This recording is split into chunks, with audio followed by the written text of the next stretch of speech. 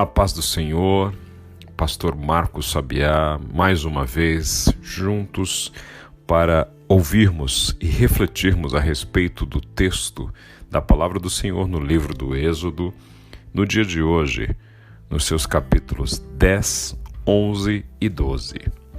Seguimos aqui com a descrição das 10 pragas, chegando então à 8ª praga no capítulo 10. Nos conta a palavra do Senhor que a 8ª praga é a praga dos gafanhotos. Deus volta mais uma vez a Moisés e lhe diz: vá até o faraó, pois endureci o coração dele. Mostre meus sinais entre eles, conte a seus filhos e netos como eu demonstrei e ridicularizei o povo e os deuses do Egito, pois saberão que eu sou o Senhor. Moisés vai até o faraó e o ameaça caso não liberte o povo de Israel para adorar no deserto com gafanhotos, como nunca havia sido visto sobre o Egito. Os oficiais do faraó ainda chegam ao faraó suplicando para que ele deixe o povo de Israel ir. O faraó, no entanto, permite somente que homens possam ir até o deserto, pois entendia, corretamente, diga-se de passagem, que o povo de Israel, a partir do momento que estivesse livre, teria liberdade em escolher voltar ou não, e que povo escravizado decidiria voltar para os seus algozes. Quando faz a proposta de que somente os homens possam ir, Moisés não aceita, e então o Senhor determina a Moisés que chame a praga de gafanhotos sobre o Egito. Esses gafanhotos então destroem aquilo que o granizo não havia destruído, consomem as plantações que haviam resistido às pragas anteriores, como moscas, como granizo, como pragas de rãs, sangue e todas as demais pragas que nós vemos sendo declaradas até então. Neste momento, o faraó entra em desespero e suplica por misericórdia. Pede a Moisés que faça cessar a praga, dizendo que se arrependia deste seu pecado, se arrependia de ter sido tão duro, e então Moisés suplica ao Senhor que cesse a praga. E então, ao cessar, o coração do faraó volta a endurecer.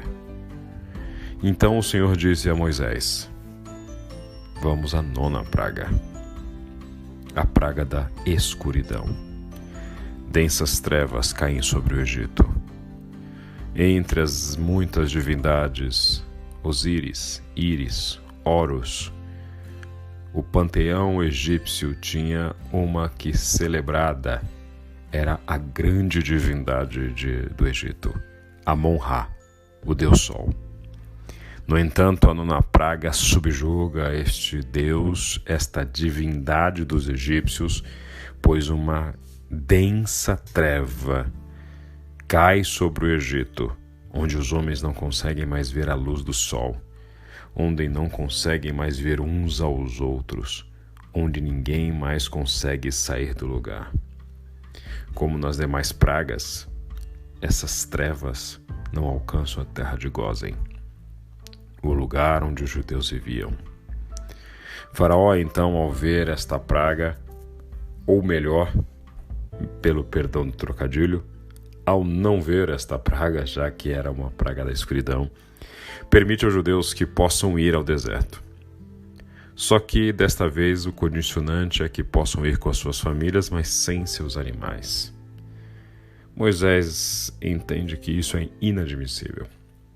Há um embate aqui, e então Moisés diz: não, se o povo não ir com todos os seus pertences, nós não vamos. Deixe o povo ir. Moisés faz questão de entrar neste embate com o faraó para que o povo possa ir com liberdade completa e restrita, pois Moisés parte de um pressuposto correto em relação à adoração. Moisés entende que este ato de adoração do povo no deserto precisa ser um ato de gente livre. A adoração do ponto de vista divino, portanto, é um ato realizado por gente que tem plena capacidade e gozo das suas funções e das suas capacidades. A adoração não pode ser um ato de alguém que está sendo constrangido, de alguém que está sendo humilhado. A adoração não pode ser um ato de alguém que está sendo coagido, não pode ser um ato de alguém que está sendo limitado em suas liberdades e autonomia. Por isso, para Deus, valeu a pena correr o risco de dar ao homem livre-arbítrio, pois, ao criar a humanidade e conceder-lhe a capacidade inclusive de pecar contra si, Deus o faz, pois entende que a adoração é um ato de gente livre, que tem inclusive a liberdade de escolher não adorar. Quando o faraó se indigna com a proposta de Moisés, ele chega ao ponto de, ao ouvir esta condicionante de Moisés de que só serve se o povo ir completamente livre ao deserto, o faraó se indigna e diz a Moisés: eu não quero mais ver seu rosto. Se eu vê-lo novamente, você vai morrer. Ao que Moisés, sem temer, retruca, dizendo: então não nos veremos mais. Chegamos então no capítulo 11 e no ápice dessa crise geopolítica de proporções universais. Deus decide enviar a 10ª e última praga, a morte dos primogênitos. Deus então declara que atingirá o faraó e a terra do Egito com uma praga definitiva. O Senhor afirma a Moisés que depois dessa, praticamente serão expulsos os hebreus. O Senhor diz a Moisés: diga a todos os homens e mulheres israelitas que peçam objetos de prata e ouro a seus vizinhos. O Senhor havia feito os egípcios verem o povo de Israel com bons olhos, e Moisés era tido em alta consideração na terra do Egito. O Senhor então declara a Moisés: à meia-noite de hoje, passarei pelo meio do Egito. Morrerão todos os filhos mais velhos do sexo masculino, em todas as famílias do Egito, desde o filho mais velho do faraó, sentado em seu trono, até o filho mais velho da serva mais humilde que trabalha no moinho. Até mesmo os primeiros machos dentre todos os animais morrerão. Então se ouvirá um grande lamento na terra do Egito, um lamento como nunca houve e nunca mais haverá. Quanto aos israelitas, porém, nenhum cão latirá contra eles ou seus animais. Com isso vocês saberão que o Senhor faz distinção entre os egípcios e os israelitas. Esta praga que tem uma repercussão dura, brutal, faz com que Moisés vá até a presença do faraó, e ao lhe dizer isso, o faraó não lhe dará ouvidos, diz o Senhor. E diz a palavra do Senhor que, ao perceber esta reação de desprezo do faraó, Moisés, em ira, sai de sua presença. E mais uma vez, o faraó se recusa a deixar o povo ir. O capítulo 12, então, começa a nos contar esta noite crítica e emblemática da história de Israel. Inicia-se ali o que nós conhecemos hoje como Páscoa, que vem do vocábulo hebraico Pesach, Pesach, que significa passagem. A Páscoa, então, traz neste conceito a ideia de passagem, da escravidão para a liberdade, da morte para a vida, do pecado para a graça. Nesta passagem, nesta Páscoa, Deus então diz ao seu povo: vocês vão relembrar isto como mandamento perpétuo. Não será somente no Egito, não será somente naquele ano, não será somente por conta deste evento, mas vocês relembrarão este dia todos os anos, no chamado mês de Abib. Neste dia será celebrada a Páscoa. Esta Páscoa, esta mesma lembrança, é o que reuniu Jesus e seus discípulos séculos depois, com o mesmo intuito, com as mesmas práticas. Esta lembrança era feita pelo povo com alguns componentes. Esses componentes eram o cordeiro ou cabrito de até 1 ano. Este cordeiro ou cabrito seria assado, e se a família fosse pequena demais para comê-lo, deveria compartilhar com outra família. O Senhor então determina que o sangue deste cordeiro possa ser passado nos batentes das portas, pois o anjo da morte passará à meia-noite, e nas casas onde ele ver o sangue no batente, ele não tocará. Os componentes desta Páscoa então são este sangue do cordeiro nos batentes, o sacrifício do cordeiro, a sua carne sendo parte essencial da cerimônia, mais folhas verdes amargas e um pão sem fermento. Nesses 3 componentes nós vemos símbolos que vão se refletir depois, séculos depois, na grande Páscoa. Esta Páscoa é nada mais do que um símbolo imperfeito, um protótipo daquilo que viria a ser a Páscoa completa. Centenas de anos depois nós vemos o cordeiro assentado à mesa. As folhas verdes amargas nos relembram a dor e o sofrimento do Egito, do pecado. E o pão sem fermento é Deus relembrando o seu povo que o fermento, como símbolo do pecado, não deveria mais estar presente na mesa. E então o povo faz a sua refeição, preparam-se. Deus diz ao povo para que estejam com todos os seus pertences prontos, que celebrem a Páscoa e que estejam prontos para sair.